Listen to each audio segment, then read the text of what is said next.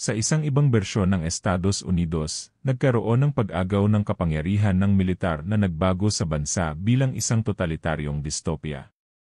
Ang isang pinuno ay kilala lamang bilang ang Major.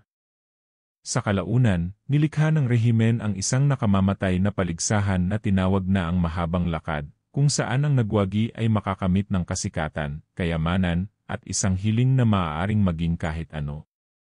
Ipinapalabas ito sa pambansang telebisyon, at para sa marami, ito lang ang pag-asang makatakas sa kahirapan. Ang mga kalahok ay kusang nagbo-volunteer, at sa pamamagitan ng lottery, pipili ng 50 katao para lumahok. Ang tanging kalahok mula sa estado ng Maine ay si Lay, na ihahatid sa lugar ng kanyang ina, si Jenny. Malinaw ang tensyon sa loob ng sasakyan, gusto ni Jenny na bawiin ni Ilsay ang kanyang desisyon, ngunit ipinaalala ni Ilsay na hindi na ito desisyon ng ina. Pagdating nila sa lugar, niyakap ni Jenny ng mahigpit ang anak at naluha habang nagpapaalam. Pagkatapos, pumasok si Ray sa gate at nakilala si Peter, na napakabait. Sa katunayan, karamihan sa mga kalahok ay magiliw, at agad silang nagkukwentuhan habang naghihintay. Si Curly ay palakad-lakad, halatang ninerbiyos, at napansin ng iba na mukha pa siyang bata. Sabi niya ay 18 siya, pero walang naniniwala. Dumating ang Major at binigyan sila ng metal na plaka na may numero, sabay sabing lalaki na kayo ngayon. Nagbigay siya ng talumpati. Ang long walk ay nilikha upang ipaalala ang halaga ng sipag at disiplina sa bansang bumagsak ang ekonomiya matapos ang digmaan. Tuwing taon matapos ang paligsahan, tumataas ang produksyon, kaya naniniwala ang Major na tamad lang ang mga tao.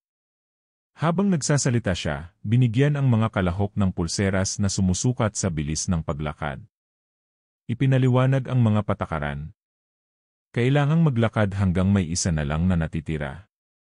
Walang finish line. Kailangang mapanatili ang bilis na 3 milya bawat oras. Kapag bumagal ng higit sa 10 segundo, magkakaroon ng babala. Sa ikatlong babala, babarilin sila. Ang paglabas sa kalsada ay agad na kamatayan. Pagkatapos ng talumpati, pinaputok ng Major ang baril bilang hudyat ng simula. Naglakad ang mga lalaki, habang sinusundan sila ng mga truck ng militar na nagre-record ng lahat. Sa simula, seryoso ang lahat, pero pagdating ng milya 5, nag-uusap-usap na sila. Si Stebon ay bumagal sandali at binigyan ng babala, kaya binilisan ulit niya. Si Gary ay tumigil para ayusin ang sapatos at muntik ng mabaril, pero nakaabot siya sa oras. Sa milya 7, napag-usapan nila ang premyo. Sabi ni Arthur, pera lang ang habol niya. Pero sabi ni Ray, may mas mahalagang bagay pa. Ipinaliwanag niyang hindi talaga sila malayang pumili, ginawa silang desperado ng sistema, kaya napilitan silang lumahok. Nagustuhan ni Peter ang sinabi niya at nangakong tutulong sa mahihirap kapag nanalo. Ngunit biglang sumakit ang binti ni Curly at bumagal siya. Tinulungan siya ni Resay at Peter, pero bumagsak din siya. Pagkatapos ng ikatlong babala, binaril siya ng sundalo sa ulo. Dahil sa gulat, bumagal si Eli at nabigyan ng babala. Nagpatuloy ang paglalakad. May mga nahimatay, nagka-seizure, at binaril, at paunti ng paunti ang mga kalahok. Si Gary ay naging bastos at mapang-asar, hanggang sa magsisi siya at nagpakamatay. Sa milya 170, isang kalahok ang naipit sa ilalim ng tangke, habang umiiyak at sumisigaw, bago rin siya binaril. Marami na ring nawala ng bait at tumakbo palabas ng daan, kaya nabaril agad. Pagdating ng milya 201, sumuko si Hank at binaril sa harap nila. Si Arthur ay muntik ding madamay, pero hinila siya ni Ricky palayo. Sa milya 200, 6 na lang ang natitira. Nagkasundo silang ibigay ang bahagi ng premyo sa asawa ni Hank. Muling naging magkaibigan si Gary at ang iba, pero di nagtagal, nagkasala siya ng sarili at binaril ng mga sundalo. Sa milya 278, dumaan sila sa bayan ni Eli. Nakita niya ang ina niyang umiiyak, pero nang tatakbo siya upang yakapin ito, hinila siya ni Peter pabalik bago siya mabaril.